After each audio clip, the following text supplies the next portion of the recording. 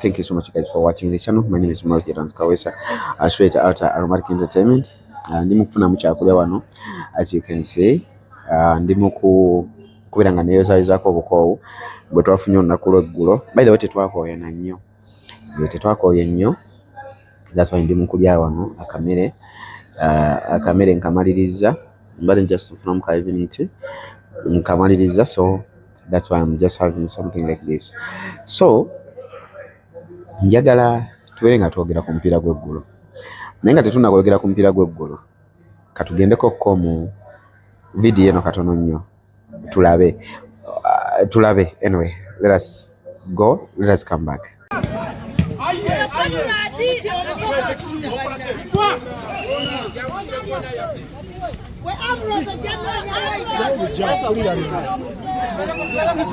Iza tubaire mutu kamawo tukomere tuyambe basajja bangi tena mutu ku mutu mwingi anjo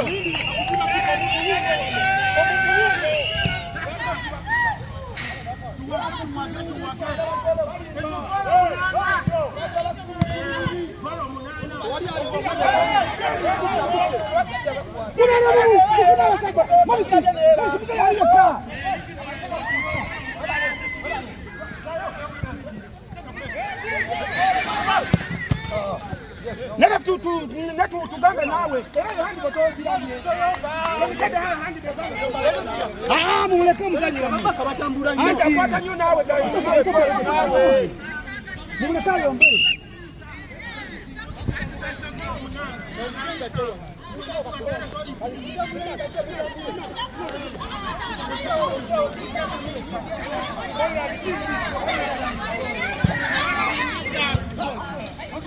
Naona ogwaliko kalimba mukyagulina muliwo bangi mugujjeewo.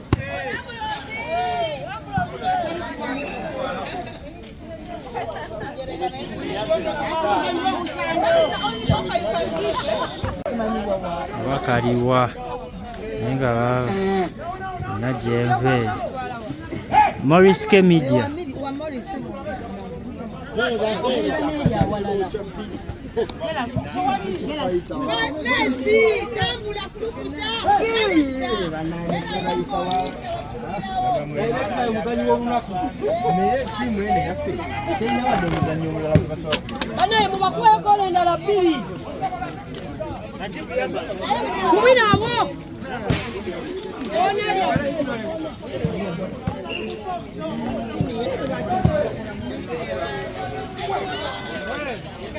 Yongera koterezeeko.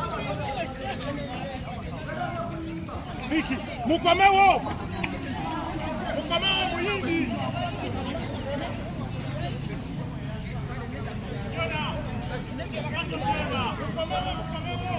Mugenda nnyo. Ofunye. Tofaayo.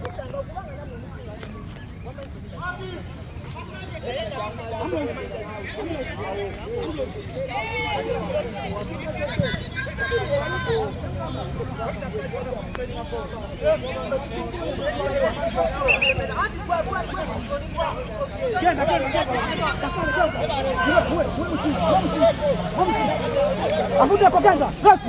Yes. Chacho. Mwenga tu. Chacho. Polisi kusala nyo. Polisi bazibao.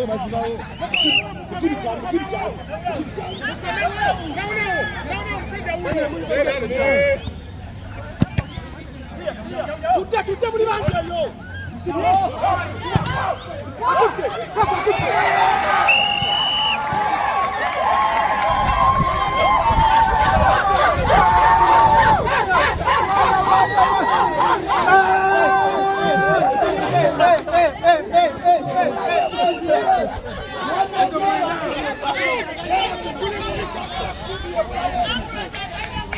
No.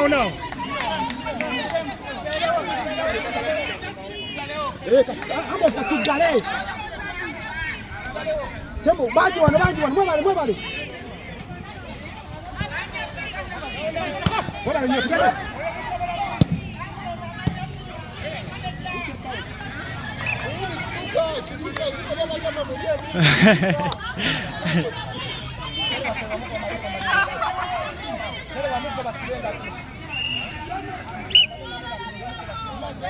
Gana tukende.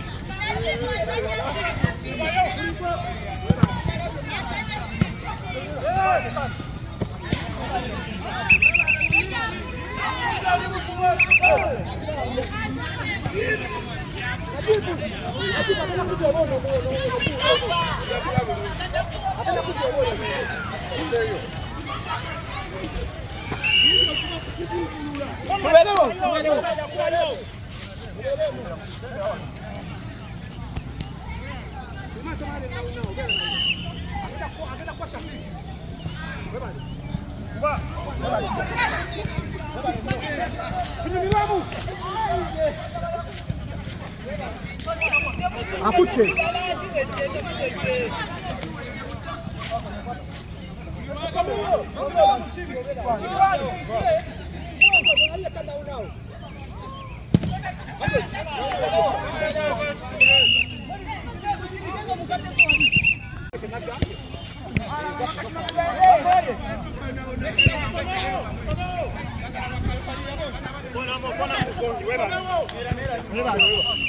Wewe samba sigwele.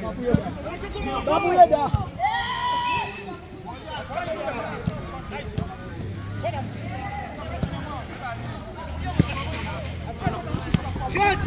Nega.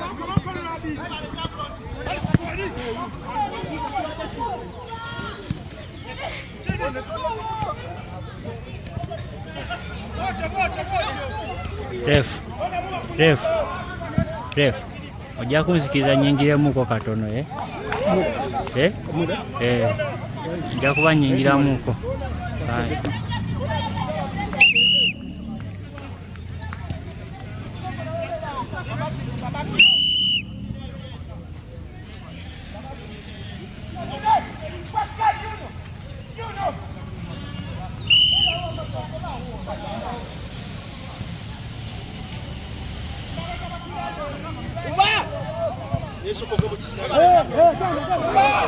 Tofayo.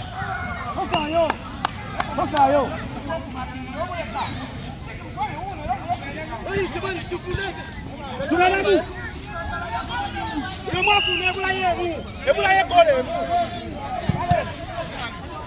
Ebula ye muchiri. Jimukube.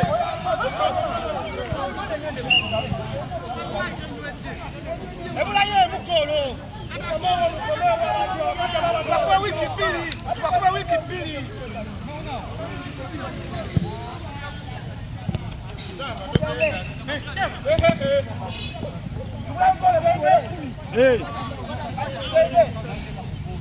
Teka mugolo. Ani asobola teka mugolo.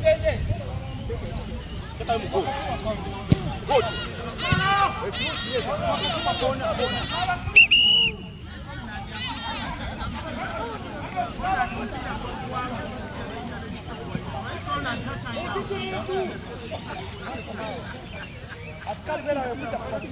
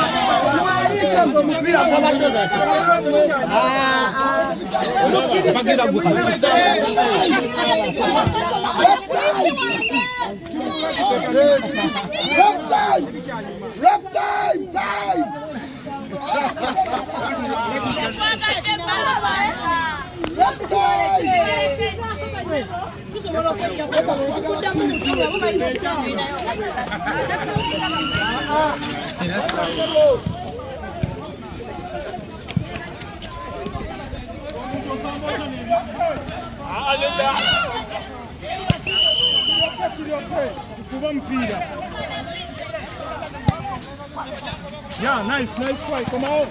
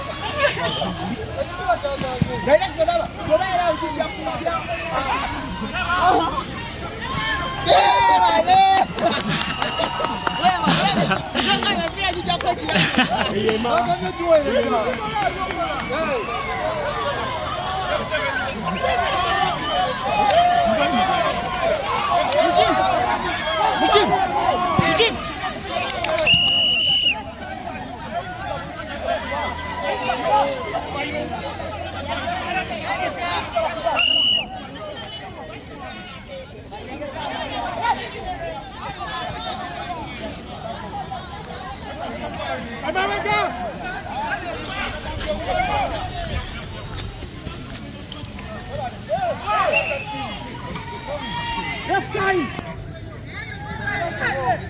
Kate. Kita ku business.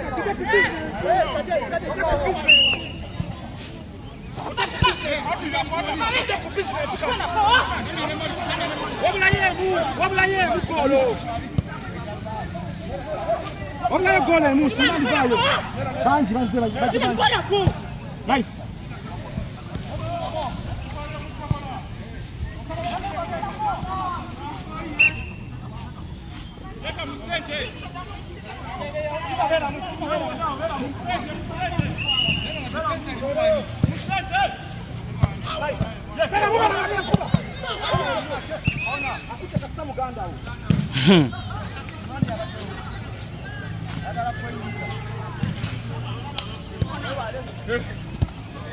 Chini muwe.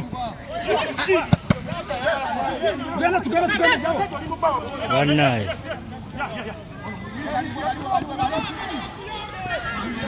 Aguachia. Yesu tuganda.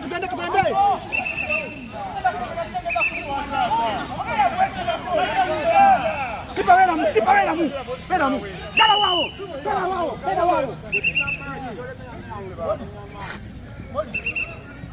Abantu bakora timu ya Molisi. Ekigeza ku Molisi. Leno match ku friend de Molisi. Nakutanga do.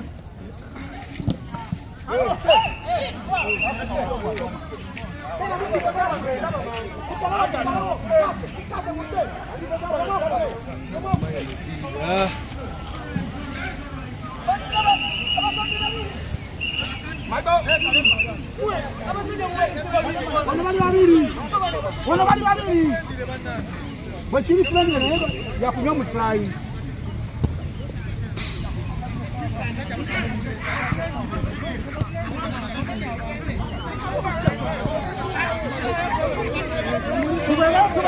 no. Muhimi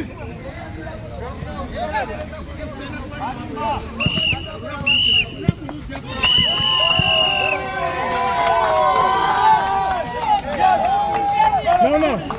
Mwebale sama, sajja musanvu kemukoza mwebale nnyo direct. Bani bakusinze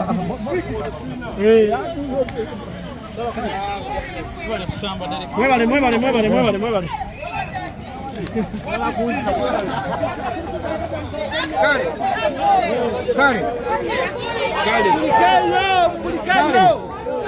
Kale.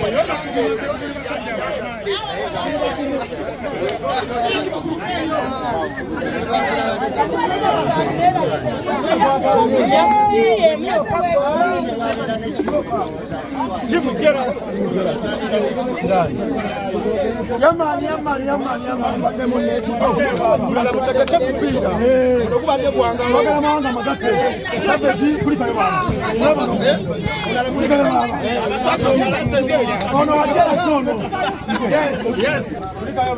Loja.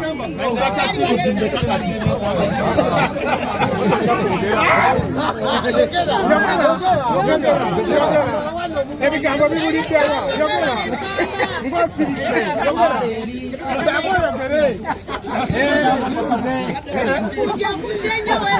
bakimumuka kwogera yagobye yalina wiri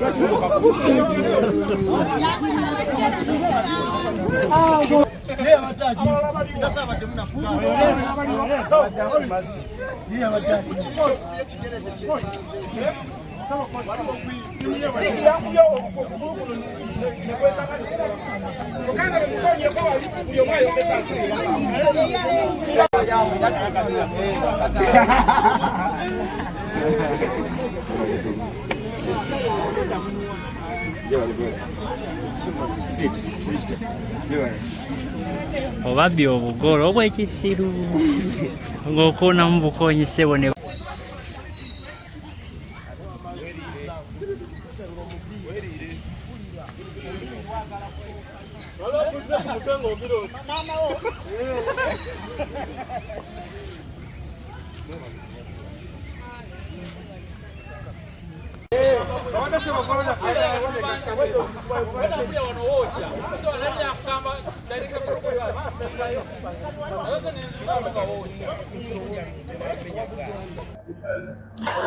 All right, thank you so much guys for being here. My name is Mojeran Kawesa, straight out of Market Entertainment. Bane mujye tunyweka chai. Aba ignorance mbayise mujye tunyweka chai. Waliwo twagambye nti no twakubye ignorance golo 11 ku 5 nagamba mwabadde muzanya badminton. Naye ate kambuze like social media, si ku YouTube, si ku TikTok, si ku Facebook, mwena mwabadde mwagira ignorance. Lwaki mwaleete temwagala kuwagira jealous? I still have that question in my head, like these guys babadde tebatuliiko, like for real, like really lwaki mwabadde temutwagala ffe twabakolaki? Mbaniriza mujje tunyweka chai, mujje tunyweka chai budde bwa kawungeezi, nze ndi mukunyweka chai, mujje tunyweka chai.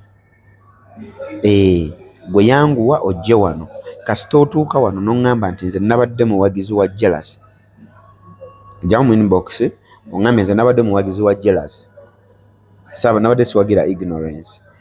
Ngenda kulagira hotel wendi, kuba ndi ku hotel, ngenda kulagira hotel wendi, ojje nkuweka chai, tutunywemu kachai wano, tunywemu kachai nga bwe tunyumya. What went wrong? I'm still asking myself, what went wrong? Because twazanya omupiira gw'eggulo, in fact ate nze nabadde namulwadde. By the way, nze nabadde namulwadde and I'm still a little bit sick, but I'll be okay. Yeah, naira still twasobodde okujjayo wini. Social media mwawagidde nnyo ignorance lwaki? Kati kambabuulire ebigambo tebigoba mupiira, kubanga ekyamazima mwayogedde ebigambo bingi. ba house managers abasinga mwe ba house managers omanyi mwagala nnyo winning team naye temugeza ku luno ne mwereeta ewaffe ku jealousy mwenna mwabadde eri ku ignorance mwenna omupiira nga tegunnatandika ebigambo byabadde bingi ekisookera ddala okuwaganga kungi posta ne muzikozesa but we appreciate you. Thank you so much. Maurice Jordan Kawesa, straight out of Aromatic Entertainment. Ani yabadde wabweru awo ng'awagira Chris we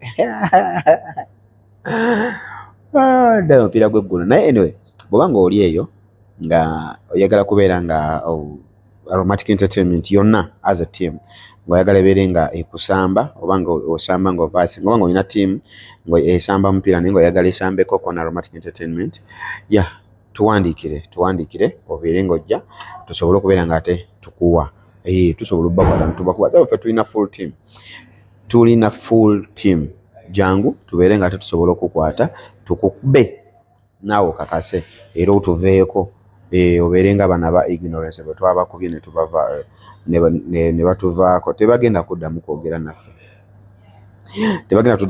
naffe by the way gino emipiira nagyo gino emipiira mirungi naye gijjamu ebintu kuba kati waliwo abatakyayagala nakwogera naffe tebakyayagala kwogera naffe but all will be well but ekirala jiba healthy you get some time to mwenda waffe fenga Aromatic Entertainment tuina official number 9 wa Aromatic Entertainment era nga ye omukulu Sir Ahmed Lubowa ye official number 9 wa team y'omupiira ya Aromatic Entertainment era nga olunaku lw'eggulo yabadde ku side ya ignorance gye yasambidde bw'atyo mwenda waffe yasobodde okubeera nga ate atukuba goolo zabadde 3 ye ng'omuntu omu batukubye goolo 5 naye nga ye director Ahmed Lubowa yasobodde okuba nga atebako goolo 3 yatukubye hat-trick 7 but fete kitulya kubeera twabakubye goolo 11 ku 5 it doesn't matter but we appreciate you mwebali no mutindo gwe mwataddewo mwasambye bulungi we appreciate you mwebali mutindo gwe mwataddewo but Maurice Jordan Kawesa I just appreciate you guys kubanga ebintu ebisinga tebiba byangu nenga mwebali nnyo okuwagira Aromatic Entertainment mwebali kuwagira films zaffe zetulaga. Thank you so much for showing us love. Omukyala Nampejja Florence ye yabadde captain waba cheerleader omukyala Nampejja Florence nkwebaza nnyo okubeera nga ebintu bya Aromatic Entertainment byonna ebibeerawo obyenyigiramu. I appreciate you so much and I think this is not the first time me thanking you or telling you what you really do. I appreciate your support. Thank you so much. Omanyi bano katugeze bano abaana abapya bwe bajja nga balaba nga wabaawo ebintu bwe bityo wabaawo competitions wabaawo okuyimba wabaawo kino ne balaba nga ba pioneers oba abantu ababadde mu industry oba mu kibiina for a long time tebabyenyigiramu era nabo tebajja kujja babyenyigiremu naye ate bw'ojja n'obaawo n'obalaga nti buli ekibaawo mbeerawo meaning oba omaze obbawa green light nti this is something good newe ndiba siriwo mukyenyigirangamu. So I appreciate you omukyala Nampejja Florence, thank you so much for that. And then era ekyo kyennyini abantu abaluddewo be babeera ekyokulabirako ku baana abajja. So buli kyokola ne bano kye batwala nti kyekituufu. So bw'ojja n'obaawo bakitwala nti n'okubeerawo kyekituufu, bw'otabaawo era bakitwala nti obutabaawo kyekituufu. So omukyala Nampejja Florence, I appreciate you, thank you so much, you've done your job, we appreciate you. Oba ogenda kusamba oba togenda kusamba oba bikunyumira oba tebikunyumira, events zonna obeerawo. That's a very good example. I appreciate you. Anyway, thank you so much. Maurice Jordan Kawesa, straight out Aromatic Entertainment. Omupiira oguddako Aromatic gwegenda okubeera ng'esamba nja kujjira ngo bagambe. Mwatulabye nga tukola training omukulu Kinkwenkwe yabadde bulungi nnyo, omukulu Salim Sentongo yabadde bulungi nnyo, and our girls supported us so well. But we appreciate you, thank you so much. Kamala okumalirizamu kacaayi n'ekyokulya musule bulungi mweraba wabula mu comment section jangu ng'oŋŋambe nti nabadde ku team jealous bw'oŋŋamba nti wabadde ku team jealous nga ngenda mu comment section nga noonya comment yo eya jealous ejju before the match bwe ngisangako nga ntuufu jangu nkulagirire ku hotel wende ojje tunywemu kacaayi n'ekyeggulo tukirye bwe tumala tulye ekyeggulo. Thank you so much. Have a blessed night. Bye bye. I love you.